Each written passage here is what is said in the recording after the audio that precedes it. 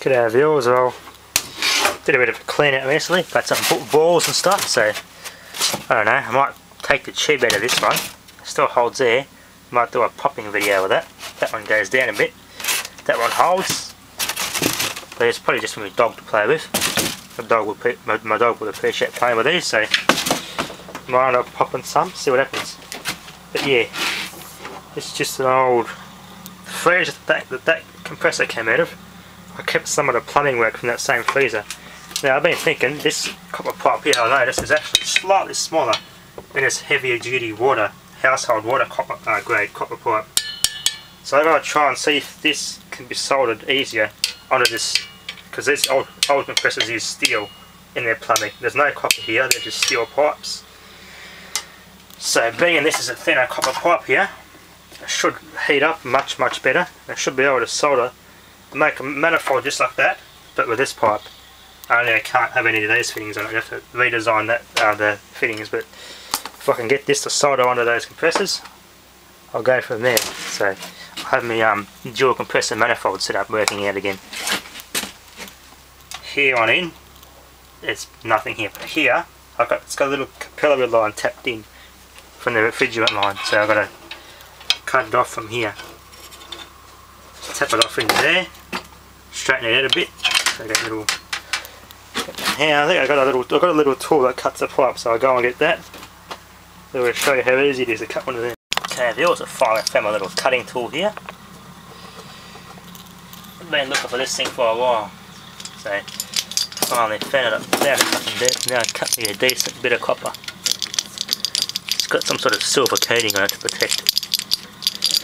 This is normally where the refrigerant evaporates as it goes into the evaporator compartment of your freezer. So this has had insulation coating on it. And it's got this residue on it, white residue. I'm a bit too close to a join there, but I'll still be able to cut, but not a full revolution. Tighten it up as you go.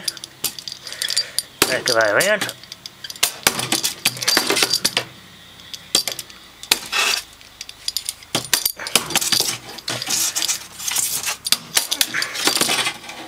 Almost there. Okay, yeah, there we go. I hit this little bit of solder here, but that's pretty good enough. I need this little bit here to take out that flange.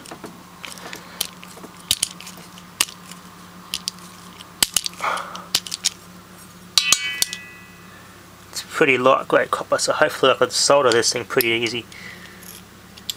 Alright, just I'll get this a bit of a straightening out in the vise. Take some of the bends out and make a nice straight manifold for me. Yeah, compressors will tap into here and here like I did with the other pipe. I'll do some straightening out and we'll see how she turns out. Hopefully this is good enough to solder, so let's see how we go. Okay viewers, this is fucking bullshit. All I'm doing is drilling a hole through copper, and look at this. Smoke! And this is one of the better top of the range drills. Smoke coming out of my damn drill. I can't believe that. Not even 3 years out of it, actually starting to smoke. Yeah, blowing smoke out the trigger.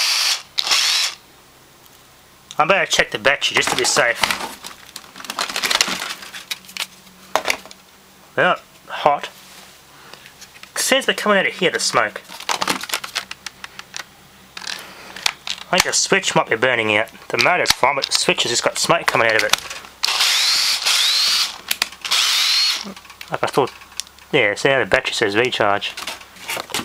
Alright viewers, I'll drill this little, I'll start with a smaller drill bit, then get bigger. And I'm not putting much stress on this drill at all. I've never done much work with this damn thing. Mosquitoes are eating me alive here. Get off, mosquito. I'll spot this mosquito first. I got this mosquito trying to bite me. There we go. Nasty little thing. Alright, let's try and get this hole drilled. Hopefully it works. Just with this drill hole. Long way.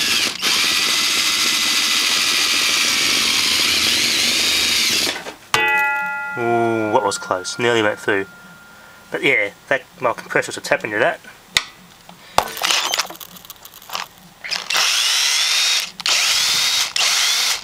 Now there's no smoke coming out because the battery's too flat. I can't believe that. It's barely had much use out of it. It's only been dropped, which we do use it for building a shed and stuff with it. All that sort of stuff. It's been bloody good, and it starts to smoke out. That's a piss off, and that's supposed to be a good brand too for this sort of drill. That is a piss off. Anyway, alright, it's not straight, but that'll be flex, and that'll be strong enough to hold onto the compressors on there. So that will hold itself on while I try and solder it. And I've got to brush this silver residue off before I attempt to solder it. Alright, we also change the plan a little bit. I'm going to tap the hose off this end, because this is overlapping, and I'm going to tap the hose on too, so I've got room. Point down this end. Either way, otherwise this would have been in the way. It's easier to do it this way, so I'm going to attempt to light this up and get this thing heated. Hopefully that pipe should heat up easier. So yeah, let's get cooking and soldering. Just a wire brush, a wheel on your bench grinder is enough to clean this damn copper up. This is actually steel, so that's why this was soldering really good. Steel held was easier to heat up than copper was. This just acting like a big heat sink. So yeah, I'm going to do this. You've seen me do this soldering before in the previous videos and I was doing these compressors, but yeah, I'm not going to video me doing this process again, so yeah. Okay viewers, that's the progress so far. Holding the blade torch on there, heating that pipe up from the bottom. That one there wasn't as good, but this one did turn out better. It's this back half is hard to get to. It's hard to get the solder to go in there, but we'll see if that leaks or not. I might have to just hold the torch and let it heat up and let it get hot as possible. Just do some leak tests. Let that cool for a little bit. And just set this on a block of wood. Just let it sit there, medium flame, and just roast it. So let's just blow some smoke out. And I have to think that once I get this, hopefully if this plumbing works out, which I hopefully it does, I'll start doing some tests. See how long it takes to charge up a tank with both compressors at once. Then we can start working on the electrical half to get these two wired to the switch.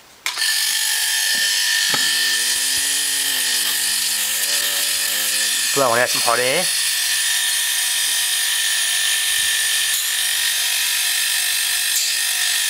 Yeah, that one's been using an air compressor a hell of a lot more than this one.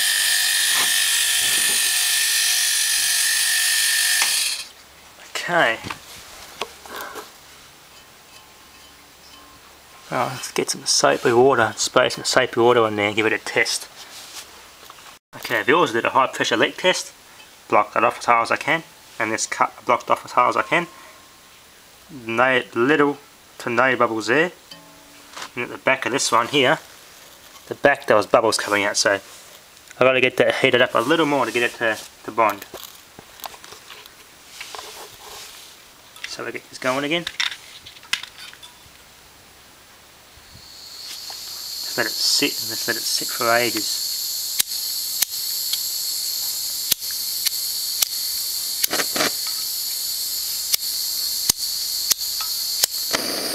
Right.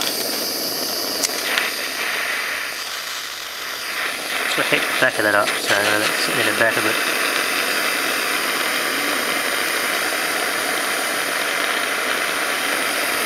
Back has to be heated up.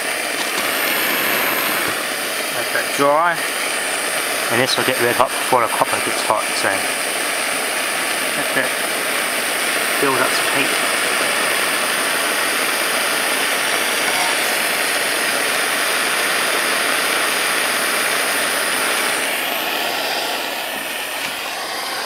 This neck could probably put a little bit more solder on just so you get that very hot rate. So yeah, at the bottom there it was bubbling out from that pipe. That pipe wasn't quite hot enough.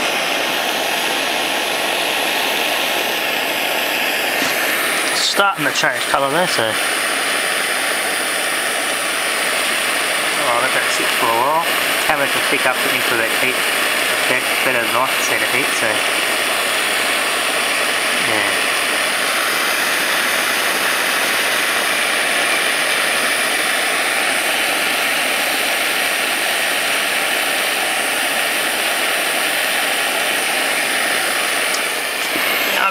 try and get to that back half there. That pipe should be bloody hot, so top it up.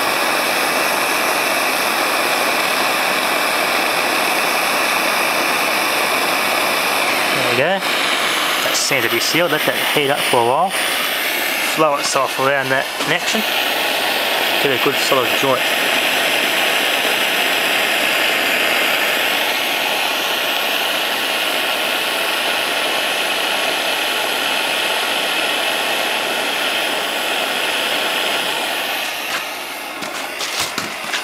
Water bottle out of the way. A tiny bit there.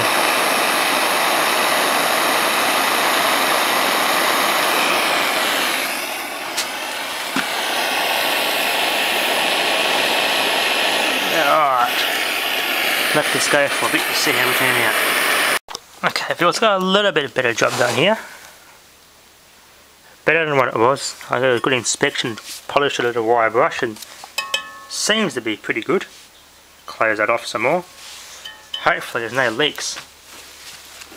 So I get this wind deflector out of here. This is the board I made to protect the cooling condensing unit from getting the wet off season and rusting the hell out of it. So yeah, makes a good wind blocker. Of course, when soldering with copper and brazing, you gotta wear your glasses and don't breathe that stuff in because it's dangerous.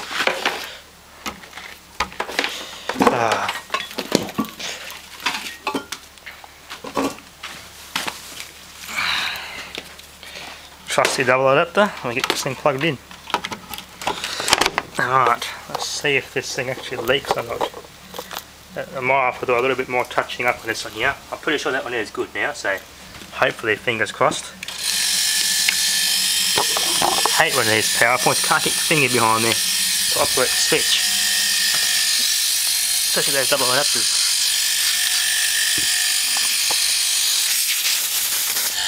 Ah, damn it. Oh well, it's only a tiny bit of leaking. There should be enough to fill the tank up with air. It's only a tiny leak, but it's strong enough to hold that pipeline from popping off.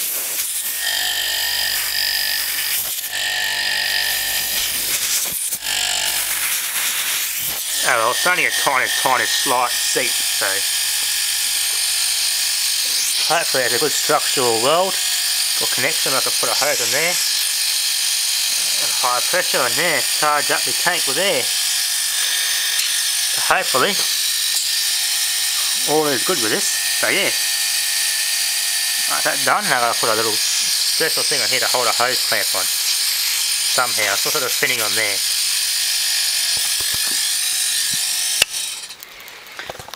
It's only a tiny bit of seeping, but it's enough to charge up some tanks full of air. That doesn't leak. But yeah, success in that half. So now I gotta do a pressure test on it.